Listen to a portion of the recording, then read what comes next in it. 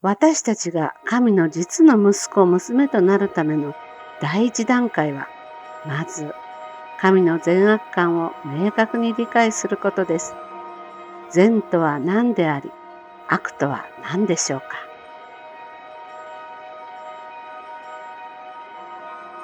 人間のすべての特質は神から来ているのです。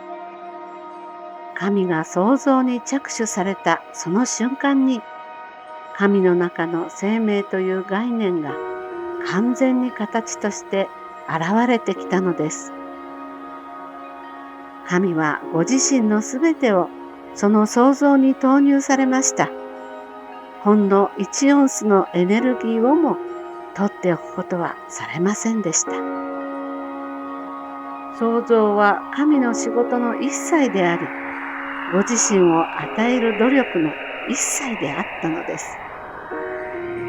神はその対象の創造にご自身の心と魂のすべてを注がれたとき、ご自身を 100% 投入されていたのです。このようにして初めて神は第二のご自身、すなわち目に見える神を創造することができたのです。それゆえに創造の後、神はもはや単にご自身のために存在されるのではなく、ご自身の息子と娘、すなわちアダムとエヴァのために存在されるようになりました。神は愛するために存在し、与えるために存在されるのです。悪とは何でしょうか。悪とはこの世界への利己心の権限です。神の利他的な与える原理は、神ならぬ利己的な奪う原理へと歪められてしまったのです。使えるよりも使えられることを望む邪悪な立場がその時から打ち立てられたのです。悪の根源はサタンです。彼は神に仕えるべき立場におりました。しかし彼はもう一つの神のような態度をとり、人間を自分自身の利益のために従属させたのです。サタンは堕落した天使長であり、神と人間に対する忠実なしもべとしての立場を離れ、神に挑戦し、神と競争したのです。事の次第はこうでした。つまり、エヴァはサタンの最初の犠牲となり、自分自身を利己的な存在へと変身させて、神の最初の娘としての位置から落ちてしまったのです。そしてエヴァとサタンは一緒になって守備よくアダムを彼らの利己的な世界へ引き込むことに成功したのでした。この悲劇的出来事により、神はエデンの園において人間から孤立させられてしまったのです。かくして人類歴史は神のいない悪なる立場から出発したのでした。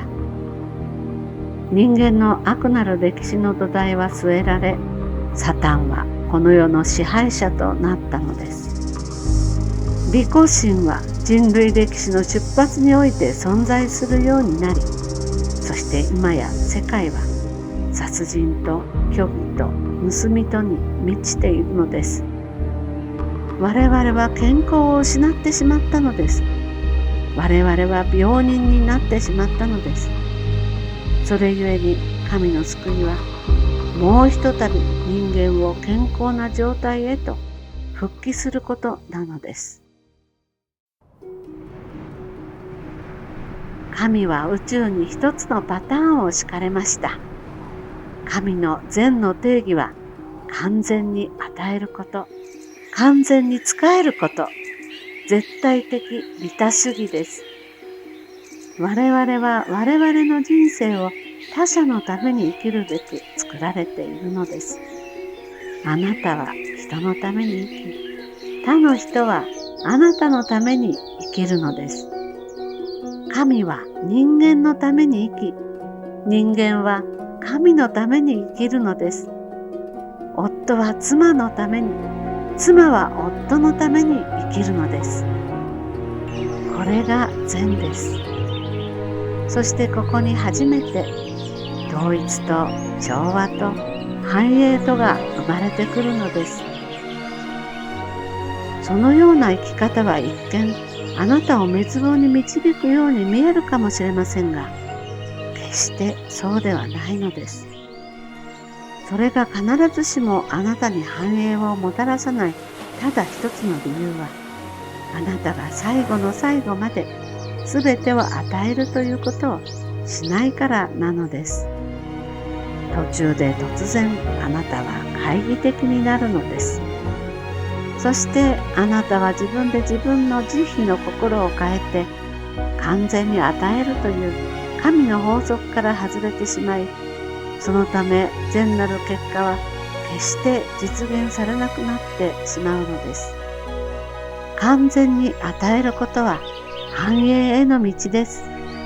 なぜならそれが神のやり方であるからです。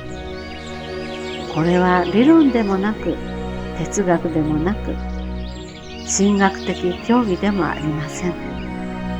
それは話されるべきことではなく、そのごとく生きられるべきことなのです。